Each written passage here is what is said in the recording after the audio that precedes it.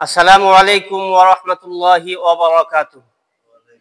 ইন্নাল হামদালিল্লাহ ওয়াসসালাতু ওয়াসসালামু আলা রাসূলিল্লাহ। আল্লাহ রাব্বুল আলামিনের দরবারে শুকরিয়া জ্ঞাপন করছি যার অশেষ মেহেরবানিতে আজকে আমরা কৃষ্ণপুর দক্ষিণপাড়া বায়তুল আমান জামে মসজিদ আমরা যোহর নামাজ আদায় করেছি। তো এখানে মুসল্লিদেরকে দেখে আলহামদুলিল্লাহ আমাদের অনেক ভালো লাগলো। তো আমরা ভাবলাম এখান থেকে আমরা একটু দ্বীনি মেসেজগুলি আমরা জনগণের উদ্দেশ্যে আমরা পাঠাইতে পারি কিনা। তো তারই ধারাবাহিকতায় আমরা যেভাবে কথাটা বলছি সেটা হচ্ছে রাসূল কারীম সাল্লাল্লাহু আলাইহি ওয়াসাল্লাম বলেছেন, মান আহাব্বা সুন্নতি ফাকাদ আহাব্বানি ওয়া মান আহাব্বানি কানা মাই ফিল জান্নাহ। বিশ্বনবী বলেন, যারা আমার সুন্নতকে ভালোবাসলো তারা আমি নবীকে ভালোবাসলো, আর আমি নবীকে যারা ভালোবাসবে তারা আমার সাথে জান্নাতে যাবে। সুবহানাল্লাহ।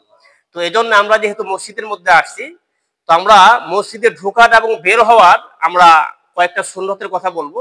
আমরা প্রতিনিয়ত 5 ওয়াক্ত নামাজ আমরা মসজিদে আসি, আবার বের হয়ে আমরা চলে যাই। তো রাসূল কারীম সাল্লাল্লাহু আলাইহি ওয়াসাল্লাম বলেছেন, মসজিদে ঢোকার ক্ষেত্রে 5টি সুন্নত, 5টি আদব। 5টি সুন্নত হচ্ছে, আমি সংক্ষেপে বলছি, যে প্রথমে আমরা যখন মসজিদে ঢুকবো তখন বাম পায়ের জুতা আগে খুলে বাম পায়ের উপরে রাখবো। 2 নম্বর হচ্ছে ডান পা দিয়ে প্রবেশ করব।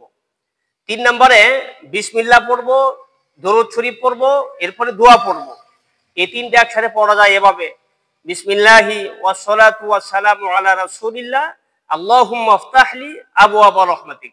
এই যে আমার 5টা সুন্নাত আদায় হয়ে গেছে আলহামদুলিল্লাহ।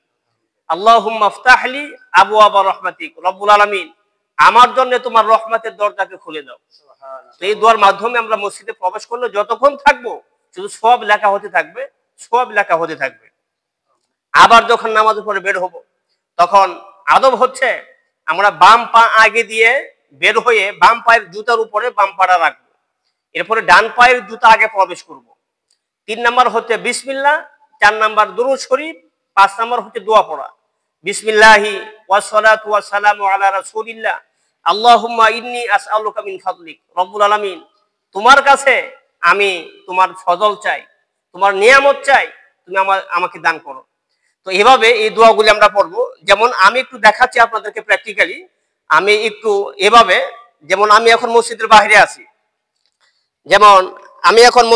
আছি, তো এভাবে আমার বাম পায়ের জুতাটা আগে খুলবো, এরপরে ডান পা দিয়ে আমি প্রবেশ করব।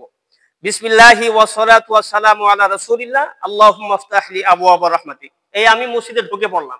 আবার যখন বের হব তখন একই কায়দা, বিসমিল্লাহি ওয়াসসালাতু ওয়াসসালামু আলা রাসূলিল্লাহ আল্লাহুম্মা ইন্নী আসআলুকা মিন ফাদলিক, বাম পা দিয়ে এরপরে ডান পায়ের জুতাটা আমি পরে নিব।